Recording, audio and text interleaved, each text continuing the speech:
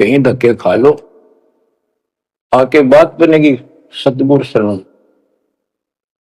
गरीबदास जी कहते हैं, गरीब सतगुरु संगत छोड़कर लाख वर्ष जब की इंद्रिय कर्म ना मोक्ष हो, रहे काल के अच्छी है। सतगुरु पूर्ण संत की संगत छोड़कर चाहे लाख वर्ष तक जप करते रहियो, तो ये जाप करते रहना, इसका कोई यूज नहीं होगा, क्योंकि कनेक्शन कट चुका होगा, मर्यादा भंग होगी। गुरु बिन माला फेरते, गुरु बिन देते दान, गुरु बिन दोनों निष्फल है, वो व्यर्थ जाएंगे। तो बच्चों,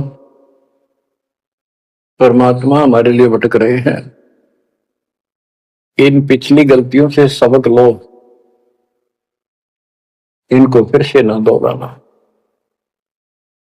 जैसे आपको बताया है कि कबीर भगवान है, ये सारी सृष्टि के रचने वाले हैं, ये हमारे पिता, हमारे जनक है, हमारे कष्टों को दूर करने वाले संकट मोचन यही है।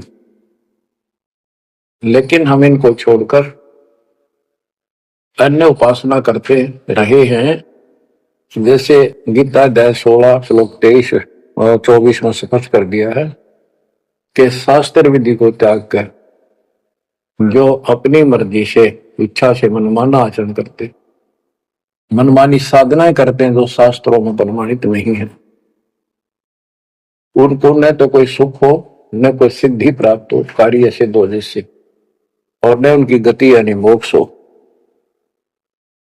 तो भक्ति करते इसी के लिए, ये तीनों नहीं हुए तो उस भक्ति का फायदा क्या, लड़ाई ढोने वाली बात।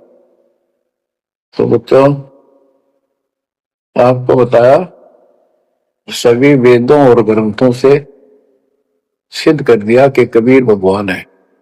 वेदों को तो पूरा विश्व मानता है और हिंदू समाज तो इस पे कुर्बान है। उसके बाद दूसरा नंबर गीता, वेदों से भी प्रथम आ चुकी है वर्तमान में, क्योंकि इसमें ज्ञान बिल्कुल संक्षिप्त में और बहुत तिरपाई सीरीज में, तो इसलिए इनमें सबसे आपको प्रमाणित कर दिया कि कौन सी भक्ति करनी है, कौन सी ना करनी है। गीता 16 के 23 में तो बता ही दिया कि शास्त्र विधि को त्याग कर मनमाना करते उनको कोई यूज नहीं। 24 में कहा कि इससे तेरे लिए अर्जुन शास्त्र ही प्रमाण है, कर्तव्य जो साधना करने योग्य है और अकर्तव्य जो ना करने वाली है, इन्हीं का